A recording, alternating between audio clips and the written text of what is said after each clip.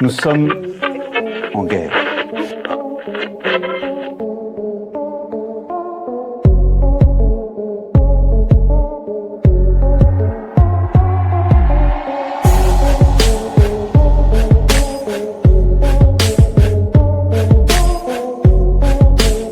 Si vous écoutez ce message, vous êtes la résistance. Allez, si vous écoutez ce message, vous êtes à Résistance. On est content de revenir avec Claude Janvier dans ce 100% janvier. Malheureusement, semaine dernière, problème technique. Vous voyez, il y a deux émissions qui ont sauté, celle notamment avec Fabrice, qui devait nous faire un point sur l'Iran, qui a également sauté pour des problèmes de connexion Internet à Moscou. Donc, écoutez, toutes nos excuses avant toute chose. Et puis, on est heureux aujourd'hui de se retrouver avec Claude Janvier. Claude, comment vas-tu? Eh ben ça va, Alexis. Donc bien le bonjour et amis internautes, bien le bonjour aussi. Voilà. Ouais. Alors, une revue de presse aujourd'hui, avant de la démarrer, parce qu'elle va être très très chargée, une revue de presse qui sera animée un petit peu par une partie de front de National. Vous le voyez sur l'affiche. On va parler de ce silence complice dans la question des agressions sexuelles Ouais. dans le périscolaire à Paris, notamment, avec nos perturbateurs de gauche. Et on va parler un petit peu d'international, bien entendu. On parlera de Soros, on parlera d'Epstein dans cette émission. On va parler de plein de choses passionnantes. Mais avant ça, j'ai envie de faire un petit coup de pub, Claude, pour un jeune Pardon. auteur qui Ah, débute. un jeune, ça c'est sympa. Ça, alors là, le jeune, j'aime bien. Ouais. Voilà, qui débute ce jeune auteur que j'ai envie qu'on aime bien, nous, sur cette chaîne, et qui va sortir, donc, Claude, tu vas sortir un nouveau livre. Pourquoi suis-je devenu un rebelle?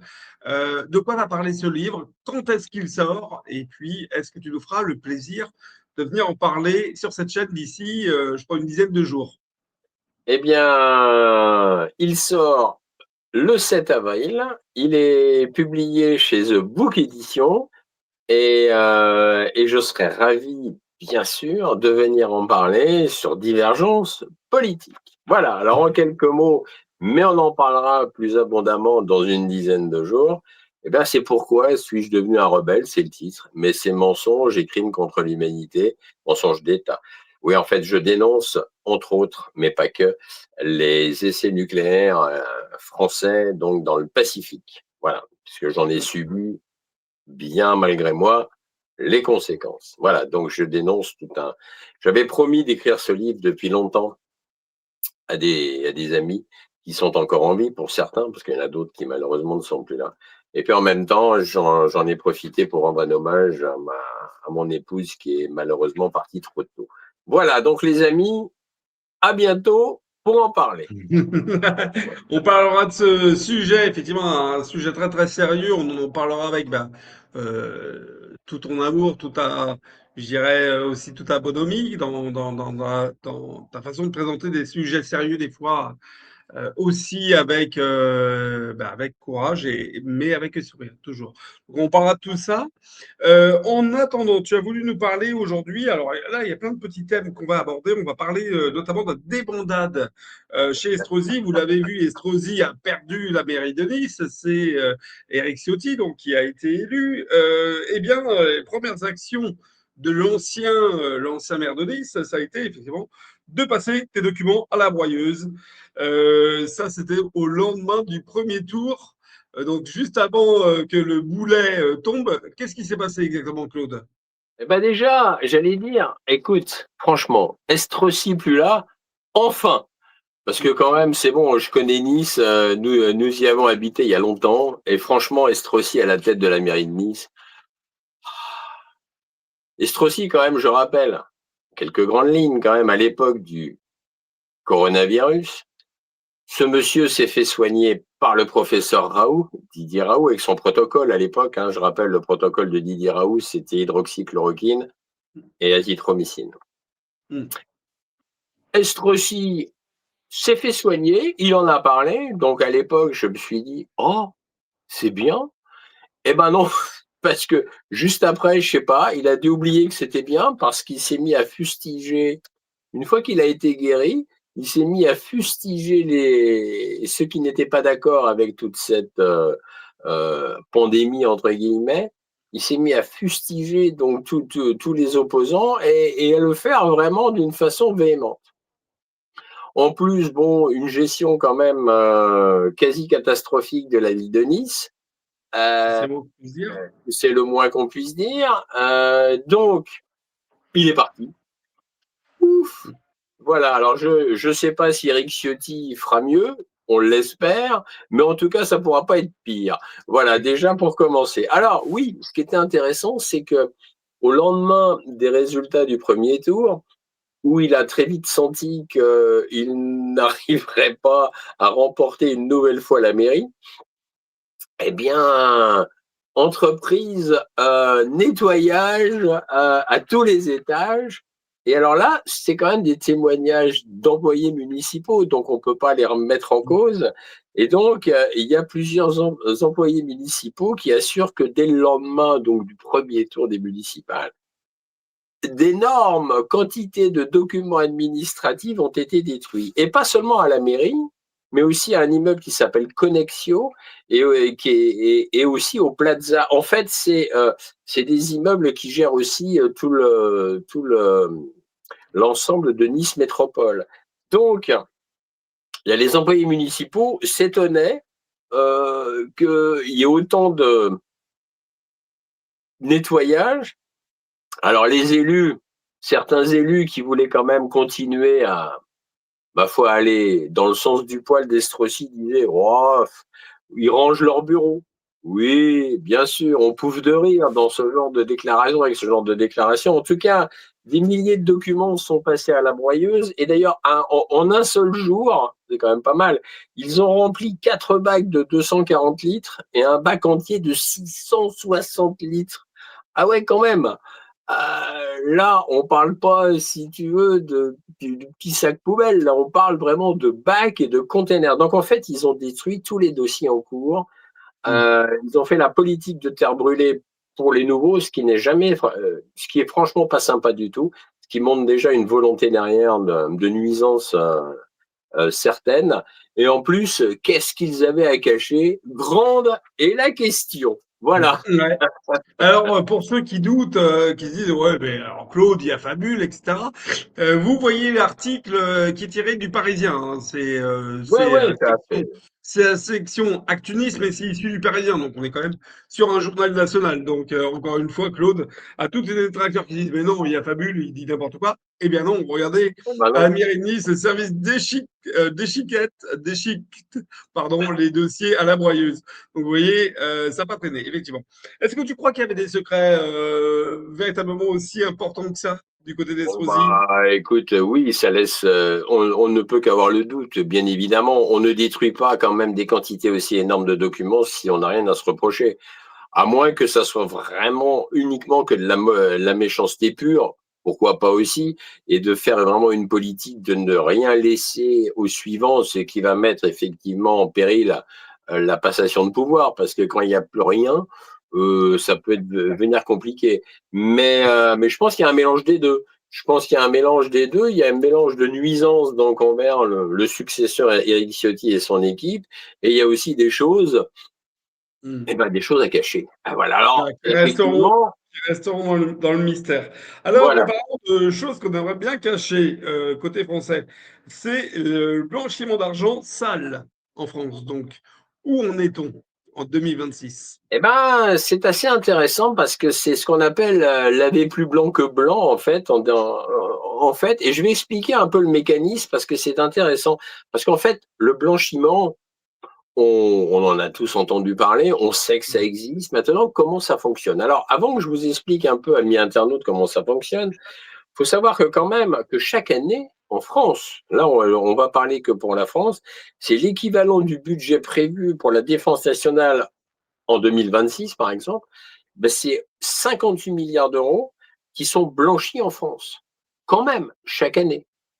C'est quand même assez énorme. Donc, il y a une incapacité, bien évidemment, de l'administration d'empêcher l'action de sociétés éphémères qui se créent comme ça en un clin d'œil et qui se décréent et des sociétés qui vont éviter, bien entendu, toutes les législations nationales. Alors ça, c'est quand même une enquête des sénateurs. C'est un rapport d'enquête. Bon, ce qu'il faut savoir, c'est que en termes au niveau international, le blanchiment d'argent, donc ça monte jusqu'à quand même 5% du produit intérieur brut mondial qui est blanchi chaque mondial. année. C'est quand même énorme, hein. Faut quand même bien le souligner. Pour la France, c'est entre 58 et 60 millions chaque année qui sont blanchis. Alors, comment ça marche? Parce que moi je me dis, mais comment ils font? Ils se trimballent avec des valises de billets. Ben non, c'est plus sophistiqué que ça. C'est-à-dire que, on va prendre le cas de Georges, par exemple. Il a 1 million d'euros à blanchir. Eh bien, en fait, il va pas se balader avec sa mallette. Enfin, si, il se promène une fois avec sa mallette. Il les dépose à un saraf. Alors, c'est un mot hébreu qui signifie brûler.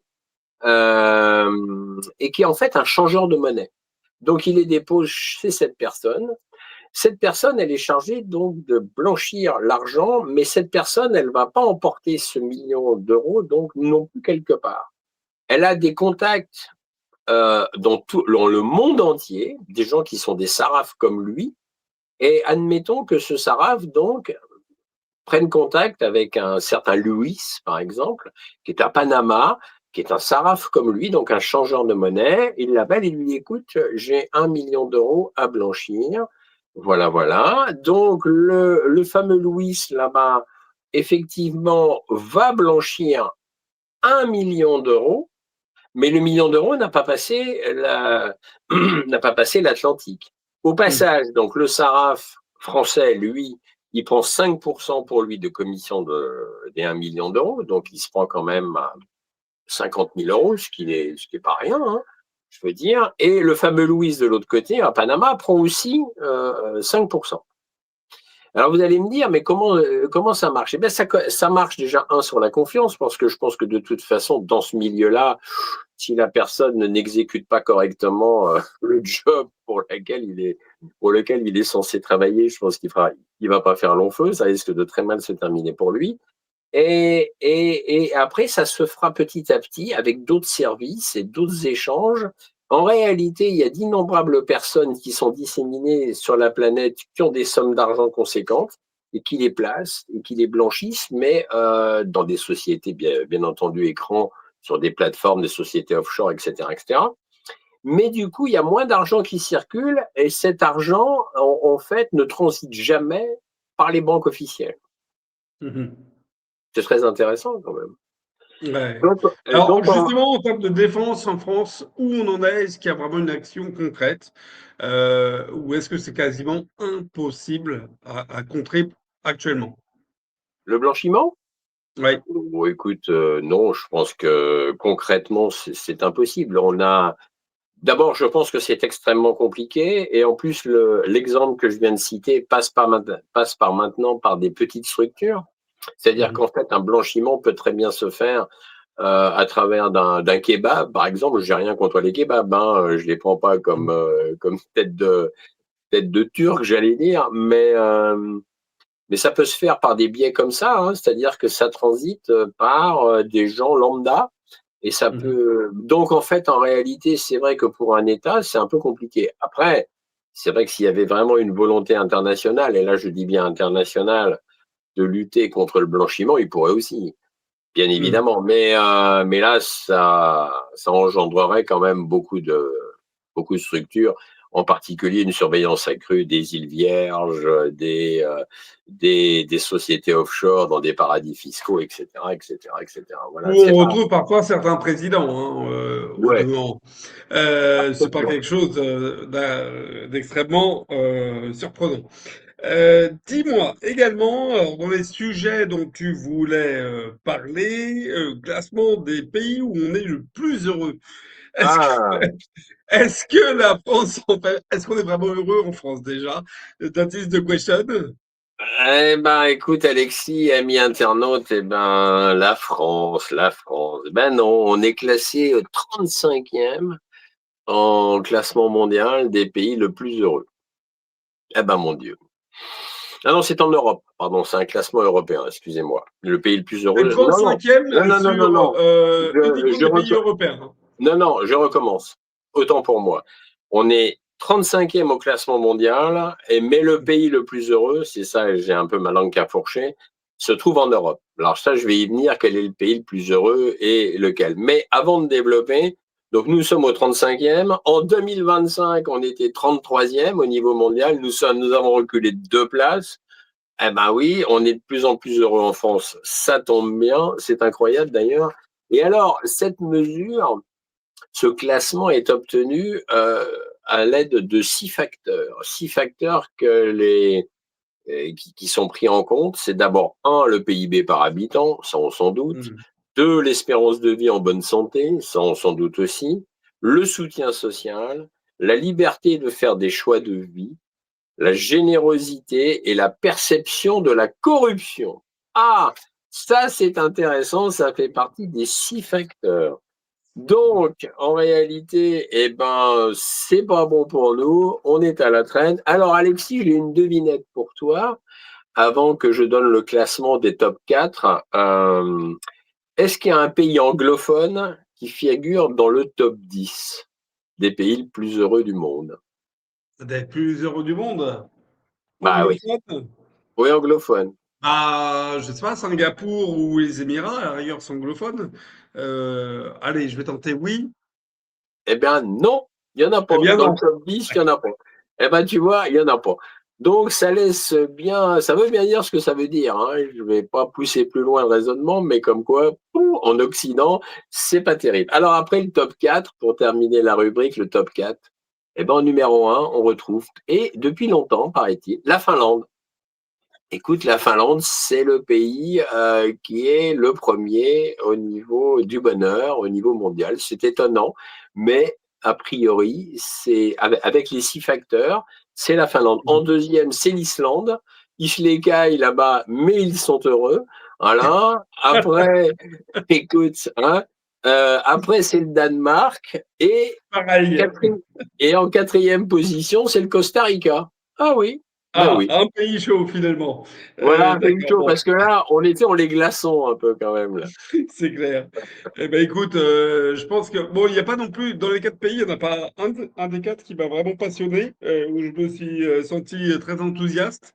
Ce qui Non, est moi non certain, plus. c'est que pas de surprise, la France ne fait pas partie, ne serait-ce que du top 10, des 10 meilleurs pays où vivre. Eh bien, ce n'est pas une surprise. Je trouve que quand même, au moins, au moins, on est à notre place. Alors, ce dont tu voulais nous parler également pour rester sur le volant français, eh bien, c'est la vignette. Voilà, on va la réafficher en grand, cette vignette, avec nos compères Anne Hidalgo, la maire sur le départ, bah, ça y est, même qui est parti, et Grégoire, alors j'ai oublié son prénom, mais c'est pas très important puisque Et c'est pas Emmanuel, Emmanuel Grégoire, voilà, c'est pas Emmanuel important non Grégoire. plus. Emmanuel Grégoire, maire, nouveau maire de Paris. Alors, moi, j'ai regardé la semaine dernière quand même. J'ai regardé son speech d'arrivée post-élection. Donc, le premier mot qu'il a dit à ses électeurs après avoir gagné quand même. C'est extraordinaire. Il a dit 3 thèmes dans sa conférence. Il a dit un, on va soutenir les LGBT à fond. Deux, on va soutenir les minorités non genrés à fond.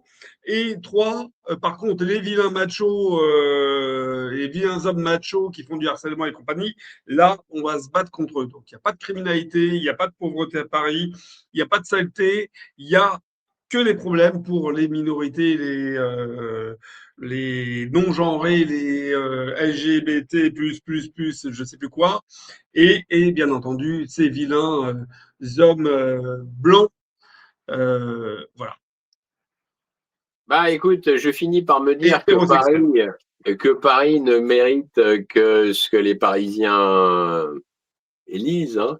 Eh ben, force est de constater, on a eu la reine des rats, entre guillemets, hein, comme c'est comme ça qu'elle avait été baptisée pendant quand même 12 ans.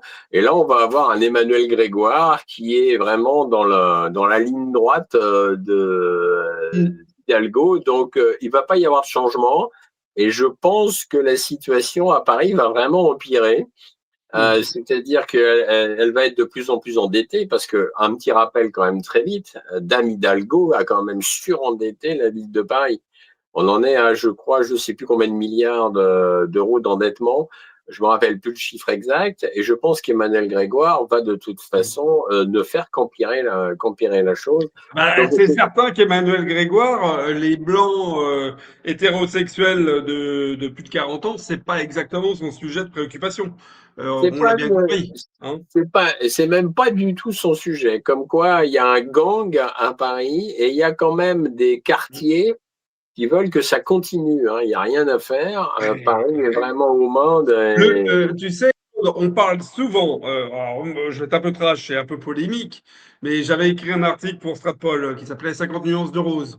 On parle souvent euh, de ces groupes qui ont du pouvoir. On parle des formations, on parle du lobby juif, etc. Il y a un vrai lobby qui a du pouvoir. On n'ose pas le dire, on n'en parle pas parce qu'on est sur YouTube, on va se faire couper. Mais on s'est compris, Claude. Voilà. Ouais, bien En sûr. politique, en politique, ça ne sert à rien d'être franc-maçon. Il vaut mieux être. Voilà. Vous m'aurez compris.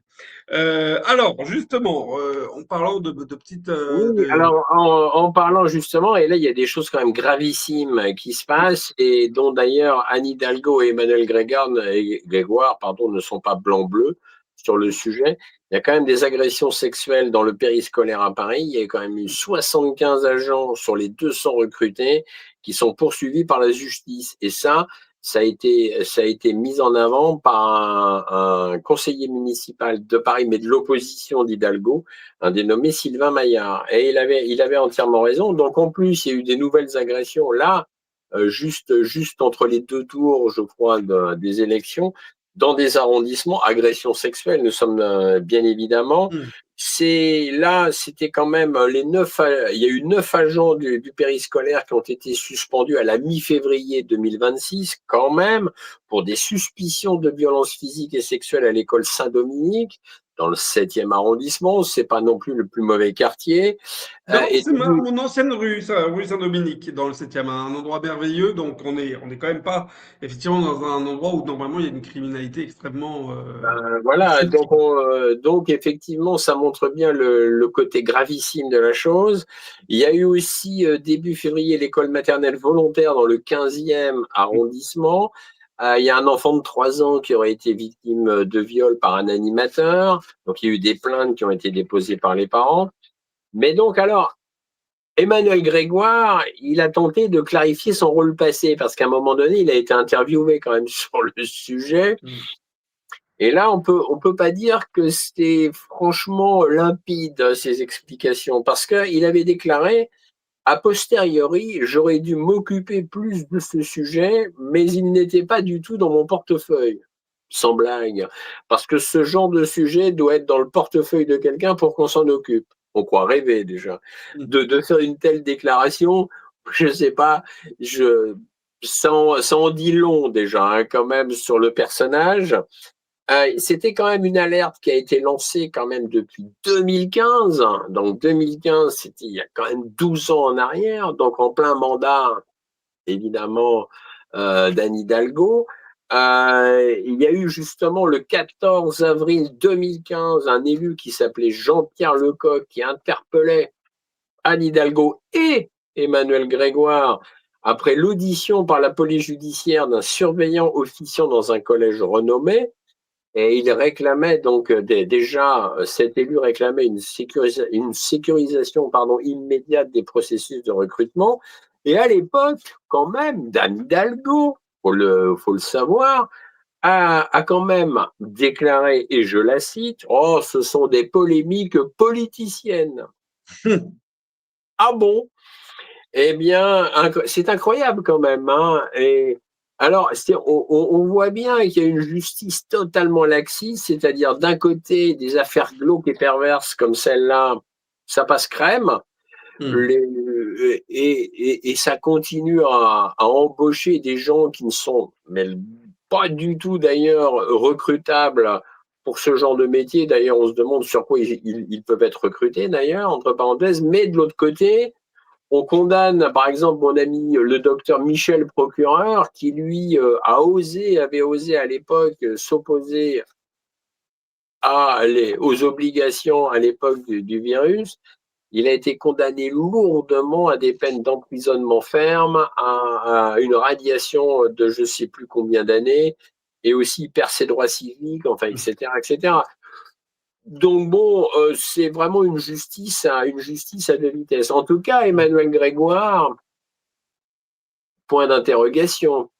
Bon, Emmanuel Effectivement, Grégoire, tout comme je disais que les hommes hétérosexuels blancs de 40 ans sont pas sa préoccupation, je pense pas que non plus les enfants soient sa préoccupation. ah Comprenons-nous. non, mais non, mais Voilà. c'est glauque, hein, quand même, c'est glauque, hein. Eh bien, je renvoie sur le livre de notre ami Xavier Moreau, sur la gauche française. Voilà, Ben oui, absolument. il y a un chapitre sur cette question dont nous parlons. Bon, on va passer à un autre sujet. On va parler également, encore une fois, de notes de frais, de villas de 1200 mètres carrés, de taxis de 15 000 euros par an. Et on va parler de l'ordre des médecins cette fois. Oui, ce fameux ordre des médecins qui ne sert à rien, d'ailleurs, entre parenthèses, que je ne sais toujours pas pourquoi, d'ailleurs, des milliers de médecins continuent à cotiser pour cet ordre félon. Alors on va me dire, c'est peut-être la loi. Bon, enfin, la loi, moi, si aucun médecin ou très peu, une très petite quantité continuait à subventionner cet ordre qui ne sert à rien, au bout d'un moment, bah, la loi pourrait être de toute façon révoquée ou modifiée. En attendant cet ordre félon, qui pour moi, et ça c'est un propos qui n'engage que moi, cet ordre des médecins, eh bien, par exemple, dans les Alpes-Maritimes, là-bas, tiens donc, les Alpes-Maritimes, Estrossi, non, bah, peut-être pas, mais enfin, on verra bien, a révélé donc le canard enchaîné, et Le Monde, cette fois-ci, c'est une affaire qui a été révélée par les deux organes de presse, donc pareil, on ne peut pas nous accuser de, etc., etc. Eh bien, l'ordre des médecins là-bas avait acquis une villa de 1200 mètres carrés avec piscine pour 3,9 millions d'euros. Oh, bagatelle, on va me dire. Quand même. Quand on aime, Avec, on ne alors compte pas, après, Claude. Je te l'ai dit 1000 fois, hein, véritablement. Quand on aime, on ne compte pas. voilà, c'est ça. Quand on aime, on ne compte pas. Des notes de taxi de 15 000 euros par an. Alors, il faut en prendre des taxis pour arriver à chiffrer 15 000 balles hein, quand même. Hein. Waouh, faut y aller hein, quand même. Hein. Donc en fait, là, l'ordre des médecins a été étrié par l'inspection générale des finances. Donc là, ça se gâtouille un peu quand même pour l'ordre des médecins. Faut quand même rappeler que l'ordre des médecins a un budget annuel quand même de 111 millions d'euros, ce qui n'est quand même pas rien. Hein. Elle est financée par la cotisation obligatoire, puisque c'est obligatoire, de 341 000 médecins et de 18 000 sociétés inscrites au tableau. Donc, ça fait un produit de 105 millions d'euros. Mais j'en reviens toujours à ma cotisation obligatoire. Hein. Je ne sais pas pourquoi les médecins rampent autant devant cet ordre qui, en fait, n'apporte rien, à part de juger les médecins courageux qui, eux, se sont opposés, et à juste raison, à une certaine époque. Mon Donc, cher Claude, tu n'y comprends rien. Ça sert forcément à certains. Puisque une villa de 1200 mètres carrés avec une piscine, c'est pas pour eh, rien. Hein. non, non, non, c'est pas pour rien, mais ça laisse quand même un goût Oui. amer et tu vois, et un goût étrange, quoi, quand même. Bon, enfin, en tout cas, l'inspection générale et ce rapport, c'est un rapport provisoire qui a été rédigé en janvier 2026, donc ça vient de sortir quand même, et ça a été mis en ligne par les confrères, enfin, le confrère. Là, je parle pas notre confrère, mais par le canard enchaîné. Et donc, effectivement, il y a de graves dysfonctionnements. Donc, affaire à suivre. Et je vais suivre cette affaire parce que moi, l'ordre des médecins, je l'ai un peu dans mon collimateur. Ouais.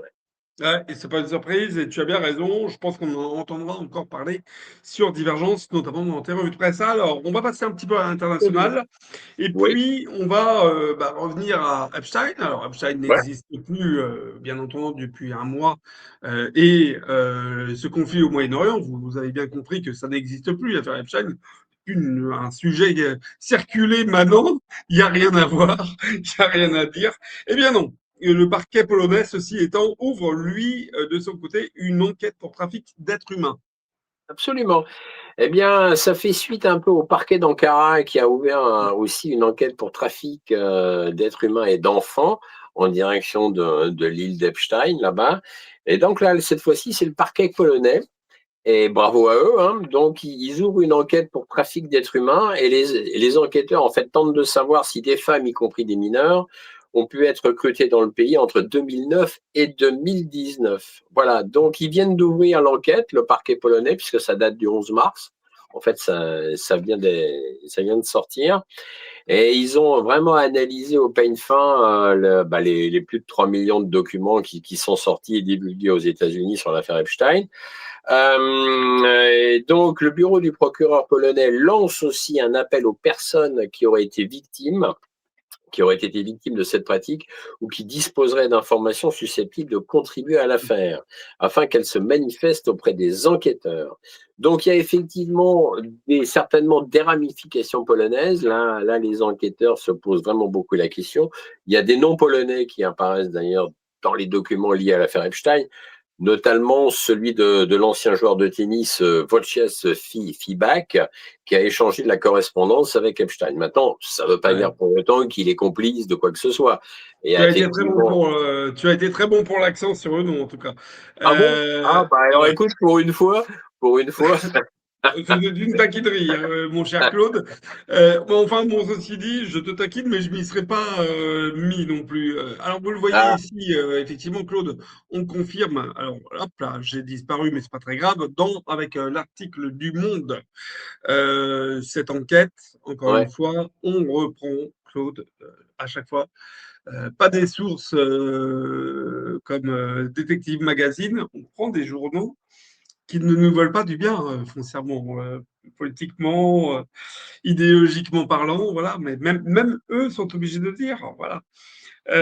Cisjordanie également, tu as voulu nous parler un petit peu de Cisjordanie, d'un chef d'état-major Ouais. israélien qui juge les attaques des colons contre les civils palestiniens moralement et éthiquement inacceptables. Ah, Absolument. Et alors, figure-toi, Alexis, qu'incroyable mais vrai, c'est paru dans Le Monde. Je me suis dit mm, quand même, alors là, si c'est paru dans Le Monde, on peut pas encore une fois nous accuser de... Bon, ah oui. ouais, tu m'as compris, quoi. Le Monde, d'ailleurs, du 19 mars 2026, donc c'est quand même très récent. Et donc, Mm, effectivement, un lieutenant général qui s'appelle Eyal Zamir appelle toutes les autorités pardon, du pays à s'opposer à ce phénomène. Et là, on parle donc des attaques des colons contre les civils palestiniens en Cisjordanie. Donc, de s'opposer à ce phénomène et à l'éradiquer avant qu'il ne soit trop tard. Et là, c'est vraiment lui qui parle. Donc, les agressions contre les Palestiniens dans ce territoire occupé par Israël depuis 1967 se sont encore renforcées depuis le début de la guerre menée par l'État hébreu et les États-Unis contre l'Iran. Donc, il y a aussi donc, lui, il le dénonce. Il y a aussi une dame, alors je suis en train de rechercher son nom. Comment elle s'appelle? Ah, voilà, une ex-ministre et députée qui s'appelle Merav Cohen. Donc, elle est centriste, hein. Elle a dénoncé au Parlement, et là, c'est toujours pareil, c'est relaté dans Le Monde, à la résurgence d'un terrorisme juif. Et là, je cite ces termes. Donc, elle le dit, il s'agit de terrorisme juif, et elle ajoute que la réalité est qu'en ce moment même, des villages sont attaqués, des communautés sont délibérément expulsées de leur foyer, des moutons sont abattus, des vergers sont incendiés, des gens sont attaqués simplement parce qu'ils sont arabes, sans qu'ils aient recours à la violence, a déploré Madame Cohen. Donc, on ne peut pas être plus clair, hein.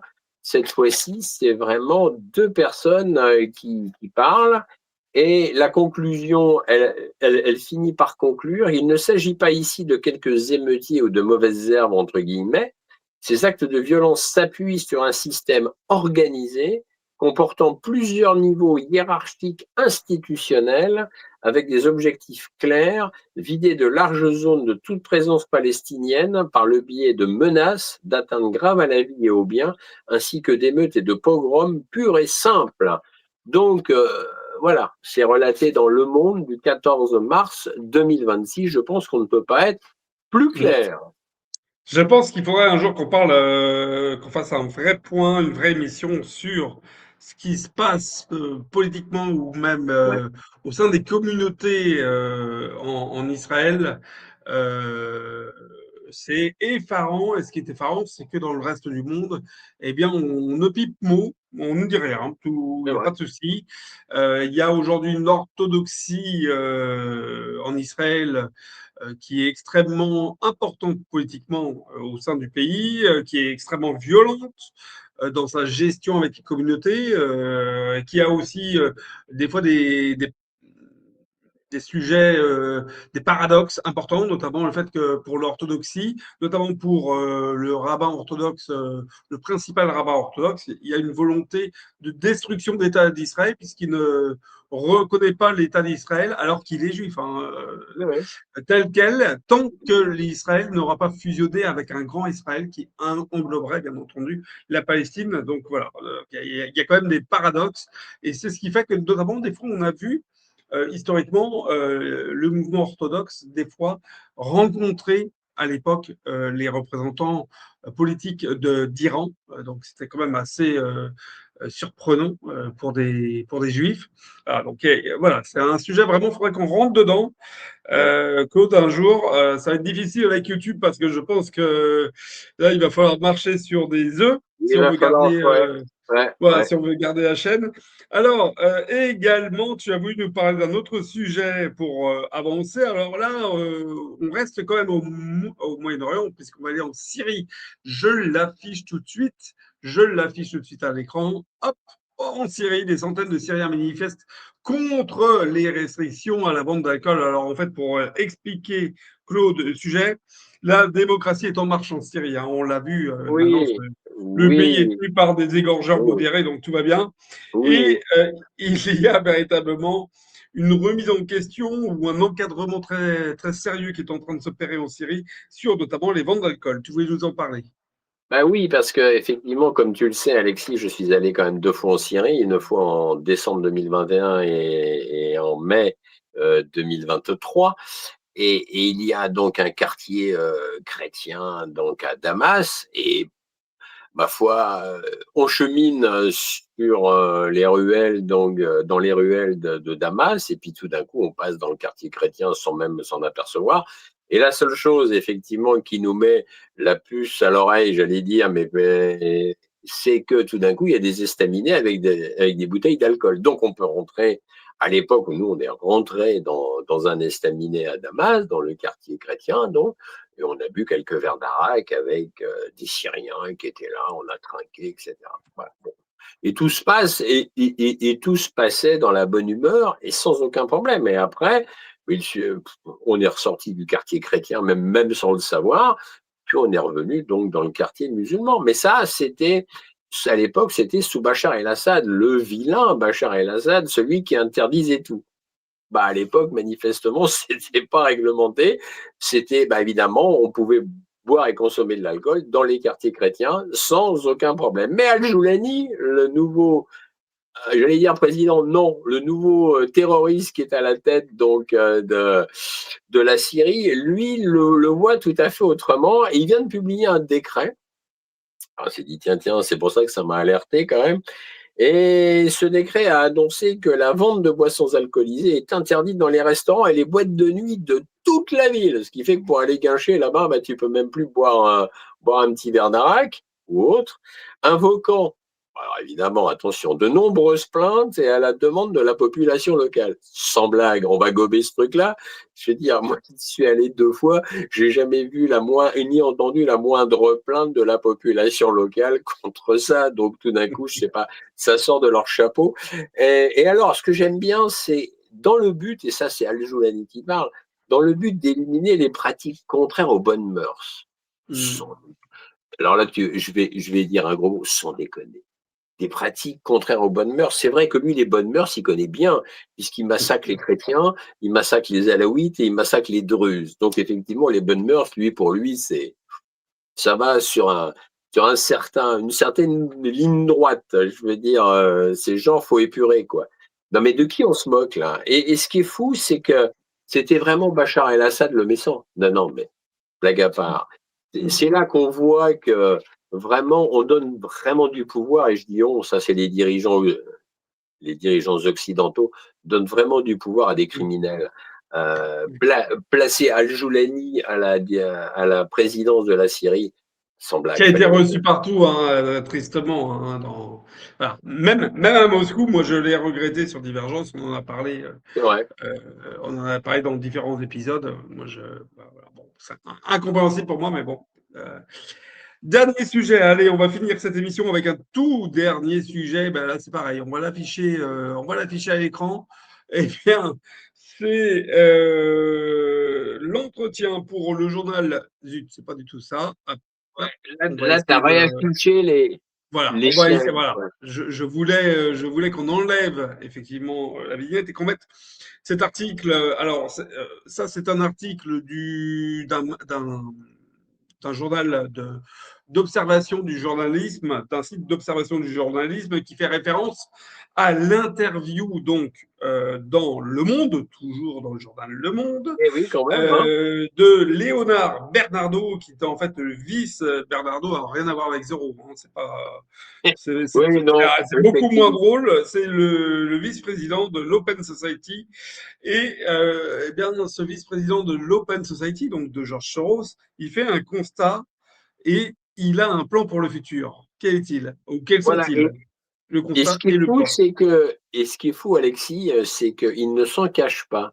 Et c'est ça qui est intéressant. À partir du moment où on tombe sur ce genre d'article, et c'est vrai que Le Monde, moi, ça, alors là, j'ai encore été étonné que ce soit Le Monde qui publie cette interview, ma foi, écoute, hein.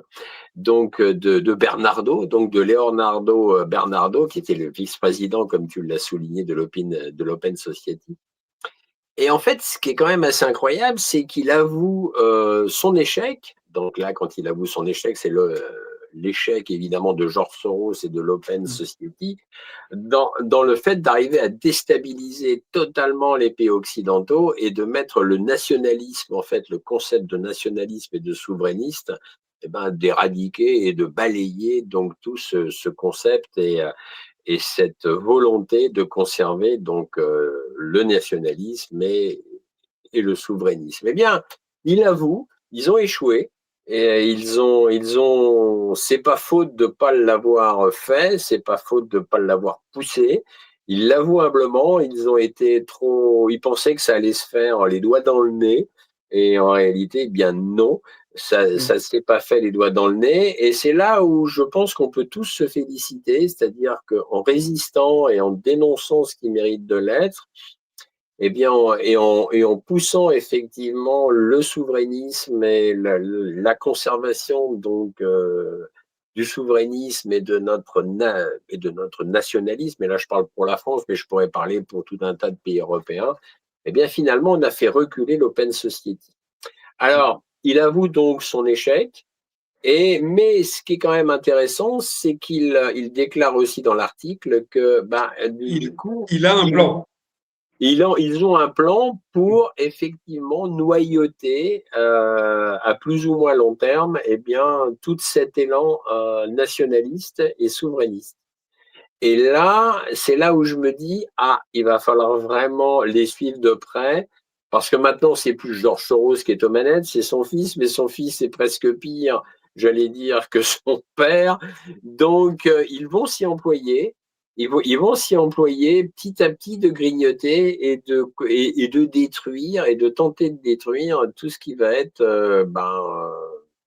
souverainiste et nationaliste. Donc, les amis, il va falloir surveiller cela de très près et être vigilant et conserver vraiment cet élan de se sortir du joug de l'Europe en tant que joug de Bruxelles en tant que capitale politique et de se sortir du giron des anglo-saxons parce que de toute façon, sinon, nous n'y arriverons pas. Voilà, mon On n'y cher arrivera Alexis. pas. Alors, ceci dit, on n'y arrivera pas sans vous. Et ça me permet, pour finir cette émission, de rappeler que c'est très important. Vous le voyez au-dessus de Claude désormais. Le petit j'aime sur cette vidéo, le partagez avec vos amis. N'hésitez pas. Abonnez-vous. Donc, ça, c'est subscribe. Abonnez-vous à la chaîne, bien entendu. Activez la petite cloche pour avoir la notification sur tous les programmes. Si vous voulez nous soutenir, eh bien écoutez, contrairement au service public, nous n'avons que vous comme soutien et on en est heureux, ceci étant, d'avoir que vous comme soutien.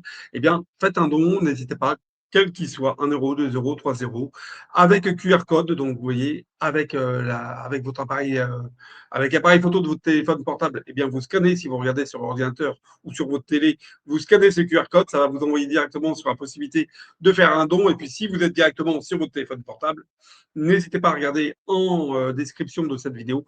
Il y a tous les liens pour pouvoir faire cela. Et puis, bah, faites-le, pas que pour nous. Soutenez-nous, encouragez-nous, mais pas que nous. Voilà. Je pense bien entendu à tous nos amis d'égalité et réconciliation, de GPTV, de Toxin, de qui j'oublie, de TV Liberté, bien entendu. Alors, si je dis, si je dis Assaïno, il faut que je dise Florian Philippot, sinon on a l'un des deux camps qui se fâche. Donc, soutenez, faites des likes sur les deux ou en fonction de vos préférences sur celui que vous préférez. Voilà, soutenez tout le monde. Voilà, tout le monde. Les mouvements patriotes, les chaînes patriotes, souverainistes, nationalistes, eh bien, on est un petit milieu, un petit monde. Donc, on a vraiment besoin de vous pour continuer à exister. Claude, 1000 fois merci. Merci à toi. Une belle rubrique une belle revue de presse encore cette semaine. Tu nous as trouvé vraiment des perles comme à chaque fois. Donc on va se retrouver pour les J'essaye. pour les magnifiques perles françaises et internationales. On se retrouve la semaine prochaine sur Divergence avec 100% janvier. Ce sera l'épisode numéro 18. Voilà, Claude, bonne semaine et à tous, bonne semaine. Bonne semaine à toi, amis internautes. Merci pour votre fidélité.